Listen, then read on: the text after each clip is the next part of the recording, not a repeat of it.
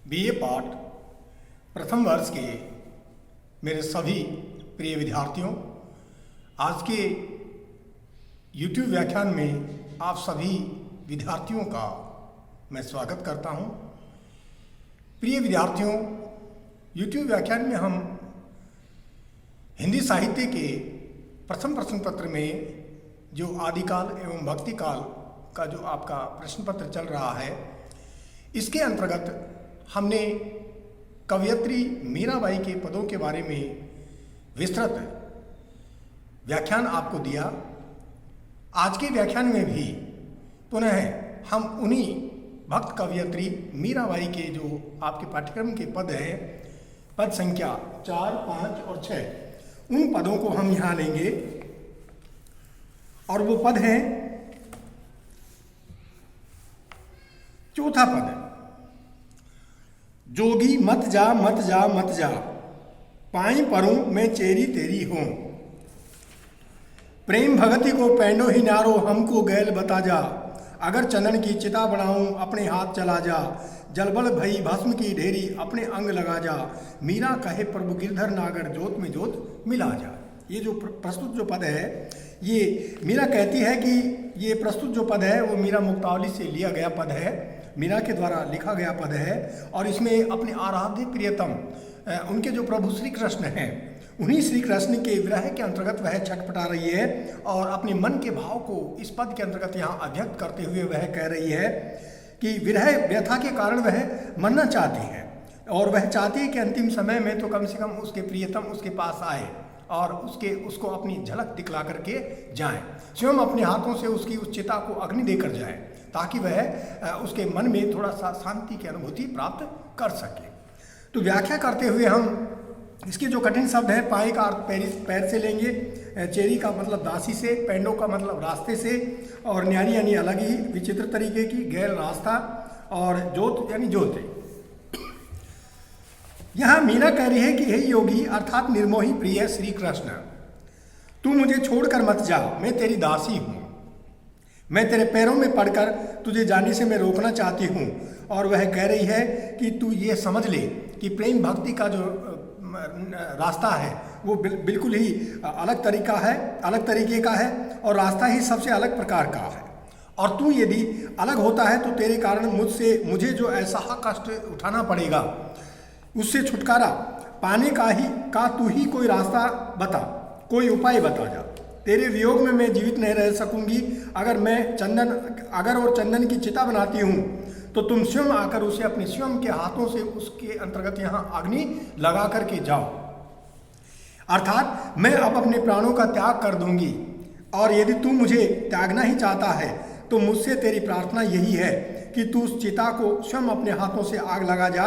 मैं उसमें जलकर राख के ढेर के रूप में परिवर्तित हो जाऊंगी, और फिर भी मेरी अंतिम इच्छा यही होगी कि तू उस राख के ढेर मेरे शरीर के अंतर्गत, जो उस चिता के अंतर्गत जो शरीर की जो राख बनेगी, उस राख को यहाँ अपने अंगों के ऊपर यदि तू लगा लेगा तो उससे भी मुझे यहाँ क्या हो जाएगी, संतुष्टि हो जाएगी। क्योंकि वह अपनी उस प्रियतम को अंतिम समय में, यानी जीते जी अगर वह उससे नहीं मिल पा रही है, उसकी झलक नहीं देख पा रही है, तो कम से कम मरने के बाद में जब उसका शरीर यहाँ मर जाएगा, चिता पर जलकर भस्म हो जाएगा, राख के रूप में परिवर्तित हो जाएगा, तो उस राख को भी वह उस प्रियतम को स्वयं अपने अंगों के ऊपर लगाने का निवेदन मीराबाई के द्वारा किया जा रहा है।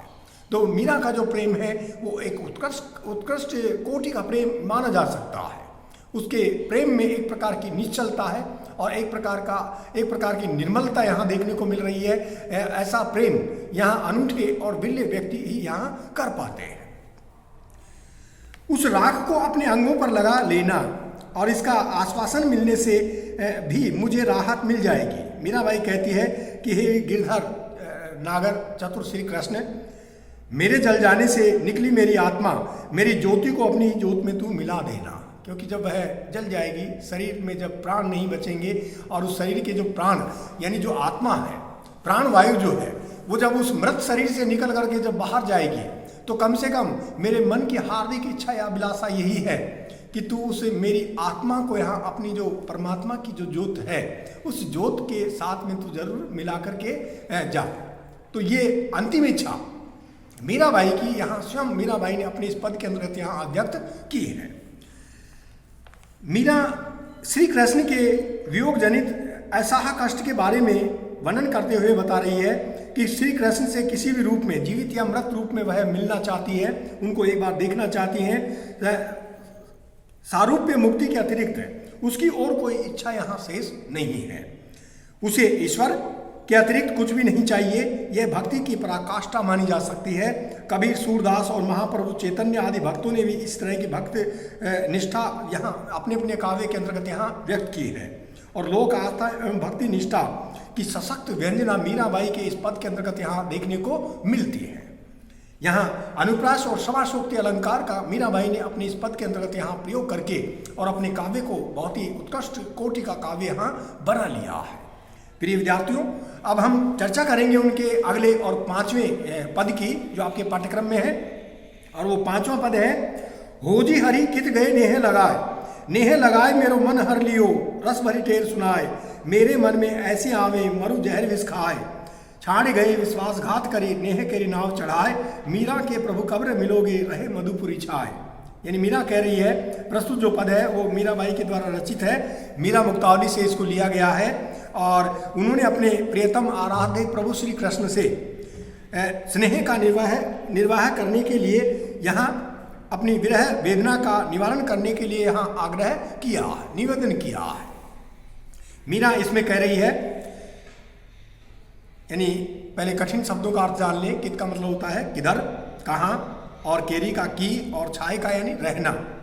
मीरा कह रही है कि हे मेरे प्रियतम श्री कृष्ण, मुझसे प्रेम करके अब तुम कहाँ चले गए हो। तुमने नेह लगाकर, नेह का मतलब होता है स्नेह, प्रेम, मेरे मन को पहले हर लिया, चुरा लिया, और मुझे अपनी प्रेम माधुरी की रसमय वाणी सुना दी, अर्थात बांसुरी की रसमय वाणी उनके द्वारा मीरा को वहाँ सुना दी गई। और परंतु मेरा मन अपने ऊपर आसक्त करके अब तुम कहाँ अदृश्य हो गए हो। इससे विरह वेदना से व्यथित मेरे मन में ऐसा कभी कभी विचार आता है कि तुम्हारे इस स्वार्थ भरी कुटिलता के कारण मैं जहर या विष खाकर के अपने प्राणों का प्राणांत क्यों न कर लूं, अर्थात मर क्यों न जाऊं और अपनी व्यथापूर्ण जीवन लीला को ही समाप्त कर लूं। तुमने प्रेम व्यवहार का जो विश्वास जगाया था उसको तोड़कर, अर्थात मेरे साथ विश्वासघात करके मुझे तुम छोड़कर चले गए हो, और प्रेम की नाव पर चढ़ाकर एवं उसे बीच में ही छोड़कर न जाने कहाँ चले गए हो। मीरा कह रही कि हे मेरे चतुर प्रभु श्री कृष्ण, तुम मुझे कब मिलोगे, अर्थात तथा कब तक मथुरा में तुम बसे रहोगे, यहाँ कब तक तुम मनोरम आनंदमयी कुटिया में मेरे साथ यहाँ रहोगे। यानी मेरी मन की हार्दिक इच्छा यही है कि तुम मेरे साथ आओ और तुम मेरी मनोरम आनंदमयी जो कुटिया है उस कुटिया के अंतर्गत यहाँ मेरे साथ स्वयं रहो। इसमें मीरा ने इसमें आराध्य प्रियतम अर्थात श्री कृष्ण को प्रेम की आसक्ति बढ़ाने के बाद छोड़कर जाने से विश्वासघात करने का एक उपालंब या उल्हाना हम उसको कह सकते हैं, वो दिया है। विप्रलम्ब श्रृंगार में विरह वेदना से आक्रांत विरहणियों के द्वारा इस तरह के उपालंब देना कवियों की एक परंपरा रही है। इसके बाद विष खाकर मरना, टेर सुनाना आदि वाक्यांश मुहावरे इस तरह से प्रयुक्त हुए हैं। और मधुपुरी शब्द व्यंग्यार्थ से युक्त है, जो मथुरा के लिए इसमें प्रयोग में लिया गया है। इसमें अनुप्रास और स्वभावोक्ति अलंकार का प्रयोग हम मान सकते हैं। पर्यायोक्ति अलंकार भी इसमें यहाँ देखने को मिल रहा है। इसके बाद में हम उनका लेते हैं छठा पद, और ये छठा पद उनका इस तरह से है कि जोगिया से प्रीति किया दुख होए, प्रीति किया सुख ना मेरी सजनी, जोगी मिनति न कोई, रात दिवस कल नहीं परत है तुम मिलिया मिन मोई, ऐसी सूरत आ जगमाही फिर न देखी सोई, मीरा के प्रभु कब्र मिलोगे मिलिया आनंद होई। यानी मोरी का मतलब मेरी, सजनी अर्थात अपनी वो सखी से कह रही है, और मिंत का मतलब होता है मित्र से, और कल का मतलब होता है चैन या आराम से। तो प्रस्तुत पद मीरा के द्वारा यहाँ रचित पद माना जा सकता है, जिसको मीरा मुक्तावली से लिया गया है। और इसमें मीरा ने अपने आराध्य प्रियतम से मिलन सुख की यहाँ कामना अव्यक्त की है। मीरा कह रही है कि हे सखी, जोगियां अर्थात निर्मोही प्रियतम से प्रेम लगन रखने से या प्रेम करने से केवल दुखी मिलता है। ऐसे निर्मोही से प्रेम करने पर सुख कभी भी नहीं मिल सकता, और क्योंकि ऐसा जोगी प्रियतम तो किसी का भी हितैषी कभी नहीं हो सकता। हे प्रियतम श्री कृष्ण, तुमसे मिले बिना मुझे रात दिन चैन नहीं मिलता, सुख आराम नहीं मिलता। इस संसार में ऐसी दशा फिर कभी कभी या कहीं कहीं भी दिखाई नहीं देती है। ऐसी रूप माधुरी इस संसार में कहाँ देखने को मिल सकती है, अर्थात कहीं भी नहीं। मीरा यह कह रही है कि हे मेरे प्रभु श्री कृष्ण, आप मुझे अब कब मिलोगे, कब अब आप मुझे अपने दर्शन दोगे। तुमसे मिलन होने पर ही मुझे परम आनंद की प्राप्ति होगी, अर्थात मुझे जीवन से मुक्ति यहाँ तत्पश्चात ही मिल पाएगी। यहाँ मीरा ने अपने आराध्य को ऐसा प्रियतम बताया है जो एकदम जोगिया है, अर्थात मोह माया से रहित है, काम क्रोध मद लोभ मोह इनसे वो बिल्कुल दूर है, और इसी कारण वह प्रियतम के पास नहीं जा रहा है या आ रहा है। और मीरा ने पोषित पतिता की तरह स्वयं को विरह व्यथा से पीड़ित इसमें के अंतर्गत यहाँ स्पष्ट रूप से बताया है। और अंत में मीरा अपने आराध्य प्रियतम से मिलन होने के परमानंद प्राप्ति की यहाँ कामना भी कर रही है। शब्दावली इसकी तत्सम शब्दों से मिश्रित मानी जा सकती है, और अनुप्रास अलंकार का, यमक अलंकार का इसमें विनोक्ति और काव्यलिंग अलंकार का प्रयोग करके मीरा ने अपने इस पद को यहाँ एक श्रेष्ठ पद की श्रेणी में लाकर खड़ा कर दिया है। और कुछ प्रतीकात्मक रहस्यानुभूति की अनुभूति भी हमें इस मीरा के पद को देखने के तत्पश्चात यहाँ प्राप्त होती है। प्रिय विद्यार्थियों, अब हम उनके अगले पद के बारे में आपसे चर्चा करेंगे, और वो अगला पद उनका कौन सा है, नंबर 7। उनका जो 7वां पद है वो 7वां पद इस तरह से है जो आपके पाठ्यक्रम में है। हेरी में तो दर्द दीवानी होई, दर्द न जानो मेरो कोई, घायल की गति घायल जाने कीजिण लाई होई, जोहर की गति जोहरी जाने जानी कीजिण जोहर होई, सूली ऊपर सेज हमारी सोना किसविद होई, गगन मंडल पे सेज पिया की किसविद मिलना होई, दर्द की मारी बलबल डोलूं बनबन डोलूं वेद मिला नहीं कोई, मीरा की प्रभु पीर मिटेगी जद वैद सामरिया होई। यानी मीरा अंतिम पंक्ति में कह रही है कि मीरा की हे प्रभु श्री कृष्ण, जब जाकर के यहाँ पीड़ा समाप्त हो सकती है कि जब वहाँ स्वयं जो सामरिया श्री कृष्ण है वो वैद्य बन करके आए और उसकी इस विरह की इस बीमारी का स्वयं अपने आप यहाँ क्या करें, इलाज करें। और उसका स्वयं आना ही यहाँ एक प्रकार का इलाज है कि जब मीरा को जो विरह से जनित है, विरह से पीड़ित है, विरह से त्रस्त है, विरह से दुखी है, उसको जब प्रियतम श्री कृष्ण की सौंदर्य की एक झलक मात्र यहाँ दिखलाई दे जाएगी, तत्पश्चात उसके संपूर्ण जीवन के दुखों का क्या हो जाएगा, नाश हो जाएगा। तो अंतिम पंक्ति के अंतर्गत यहाँ मीरा ने अपनी जो एक भावाभिव्यक्ति की है वो वास्तव में एक श्रेष्ठकर अभिव्यक्ति मानी जा सकती है। और प्रस्तुत जो पद है वो कवयित्री मीरा का पद है, मीरा मुक्तावली से इसको लिया गया है।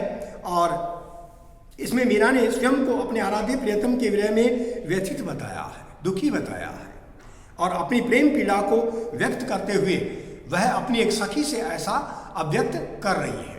इसके जो कठिन शब्द है, घायल, घायल यानी घायल व्यक्ति, लाई लगाई, गगन मंडल अर्थात ज्ञान साधना के अनुसार शून्य या सहस्त्राधार चक्र, और पीर, पीर का अर्थ होता है पीड़ा।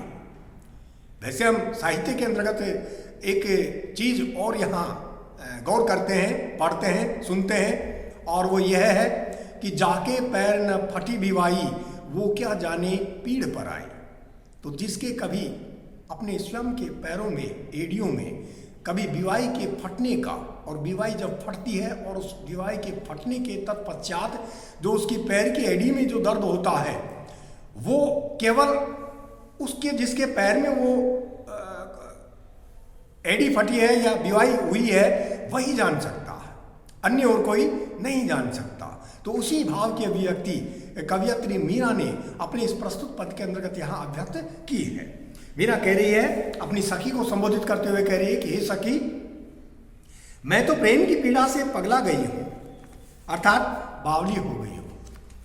मुझे स्वयं का यहाँ होश आवास नहीं रहा है। मेरे इस विरह जन्य दर्द को अन्य संसार का कोई व्यक्ति नहीं जान सकता। हे सखी, घायल व्यक्ति की गति केवल घायल व्यक्ति ही जान सकता है, मनोदशा जान सकता है, अथवा वही जान सकता है जिसने उसे विरह की आग लगाई हो और प्रेम की पीड़ा दी हो। अन्य व्यक्ति इस दर्द को नहीं जान सकता। यानी रत्न का मूल्य, हीरे का मूल्य केवल जौहरी ही जानता है, या फिर जिसने जवाहरात का काम किया हो वह जानता है। और इसका यह अर्थ भी लिया जा सकता है कि जिसने जौहर किया हो वह नारी जौहर की ही वेदना को समझ सकती है, अर्थात जिसके कारण जौहर किया गया हो वही उसकी पीड़ा को समझ सकता है। इसी प्रकार विरही व्यक्ति की विरह वेदना को भली प्रकार से समझा जा सकता है। प्रेम करके विरह संताप में रहना तो सूली की सेज पर सोने के समान है। सूली की सेज पर नींद आना संभव नहीं है। सूली की सेज से यहाँ तात्पर्य है कांटों की सैया पर। और अर्थात विरहिणी को रात दिन दारुण संताप सताता रहता है। आराध्य प्रियतम की सेवा भी सुदूर गगन मंडल पर है। ज्ञानमार्गी आध्यात्मिक साधना के अनुसार वह शून्य में स्थित है और सहस्त्राधार चक्र में स्थापित है। उस अगम्य स्थान पर उससे कैसे मिलना हो सकता है? वहां कोई नहीं जा सकता है। अर्थात यह कठिन साधनों से ही साधा जा सकता है। और मीरा इसमें यह कह रही है कि मैं दर्द की मारी वन वन में डोलती फिरती हूँ, घूमती फिरती हूँ, परंतु मेरी प्रेम पीड़ा का उपचार करने वाला कोई वैद्य मुझे आज तक नहीं मिला है। अर्थात मेरी इस विरह वेदना का निवारण आज तक नहीं हो पाया है। और हे प्रभु, अतः आप स्वयं मीरा की यह जो विरह पीड़ा है इसको यहाँ स्वयं आकर के देख सकते हो। यह तभी शांत हो सकती है जब स्वयं सामर या वैद्य बनकर के आ जाएं और मेरी इस विरह की पीड़ा को रोग समझ करके यहाँ अपनी दवा दे करके, संयोग की दवा दे करके उसको क्या करें, दूर करें। अर्थात प्रियतम जो श्री कृष्ण के आने पर उनसे जब मिलन होगा तो वही मुझे उस विरह की वेदना से यहाँ मुक्ति दिला सकता है। यहाँ वेदना से ग्रस्त व्यक्ति की पीड़ा, उसकी जो पीड़ा है उसकी वास्तविक अनुभूति वह स्वयं कर पाता है और हीरे की परख जोरी ही यहाँ कर पाता है, कर सकता है। मीरा ने स्वयं को दर्द दीवानी बतलाकर अपनी असह्य वेदना को की व्यंजना यहाँ व्यक्त की है। आराध्य प्रियतम की प्रेमा भक्ति का भाव प्रकटता से इस पद के अंतर्गत यहाँ उभरता हुआ हमें दिखलाई देता है। और साथ ही इसमें अर्थांतर न्यास, दृष्टांत और काव्यलिंग और अनुप्रास अलंकार का प्रयोग करते हुए मीरा ने अपने इस काव्य को यहाँ एक श्रेष्ठतम काव्य यहाँ बना लिया है। तो प्रिय विद्यार्थियों, आज के इस व्याख्यान में बस इतना ही। अगले व्याख्यान में मीराबाई के जो अन्य जो पद हैं उन पदों की आपको सप्रसंग विस्तृत व्याख्या यहाँ बतलाई जाएगी। धन्यवाद।